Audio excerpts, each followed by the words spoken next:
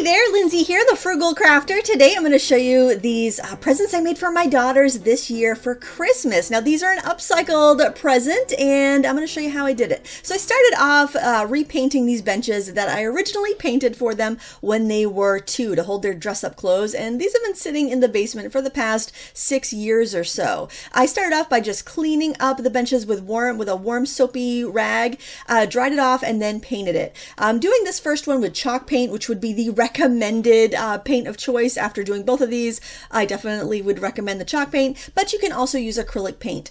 My daughter Lila specifically wanted a gold bench with a white fur seat on it, and this was a couple days before Christmas. She made this request, and those were kind of expensive and not available locally, and I remembered that I had a couple benches in the basement that I could refinish, and that would get them out of the basement too, which is a double bonus. I ended up needing 2+ coats of this gold paint. This is the Arteza Gold, and I mention that because it comes in these pouches and you are able to get every last drop out, and I know that because it took me every last drop of that huge pouch to cover this this bench. And those Arteza pouches do take the sennelier tips. A few people had asked me that, and I tested it out, and they do, in case you were wondering.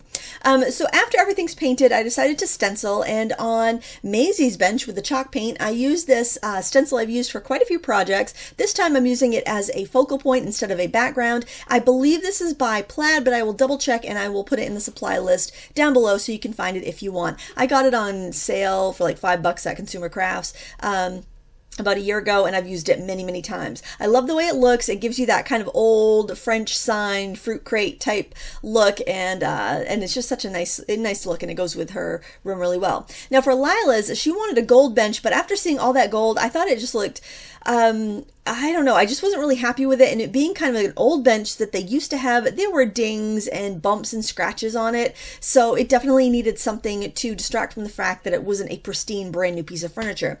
So I found this stencil that I've had in my stash for probably about 10 years. It's an old wall stencil that I never used, and after I stenciled it, I thought it looked a little dated. I mean, I think it looks better than just the gold on its own, but I was kind of regretting it a little bit, thinking I probably should have collaged or decoupaged on this instead. But I decided, since I've already started this, I got to commit to it, and I just cleaned up any bumpy lines with a fine paintbrush. And if you do get any paint that seeps under the stencil, just take a wet Q-tip and you can lift out any of the offending paint, especially on a plain acrylic like that, which has a little gloss to it. I don't know if it would work as well in the chalk paint, but it works great on the regular acrylic paint because it's got a little shininess to it.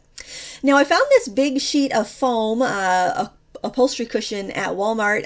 It was, I think, about $12, and I had enough material there to do 2 seats, which worked well. I had my husband cut plywood to be the exact size of the lid of the benches, so that way I didn't have to upholster directly on the lid. I thought that with the big hinge on the back, it would be difficult to get a really neat finish, and also I was afraid it would prevent the chest from shutting completely, so this way it can be removed, reupholstered if they don't like the material, and just taken off if they don't like it at all.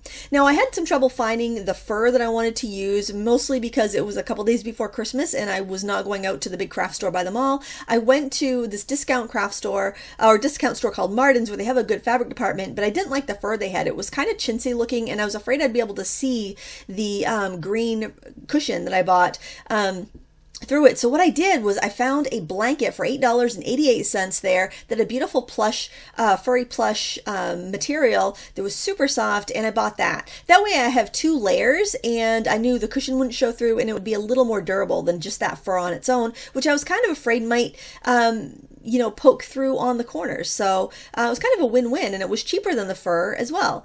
I cut off some of the binding here, and I did have enough of that blanket to do both of the cushions, so that worked well.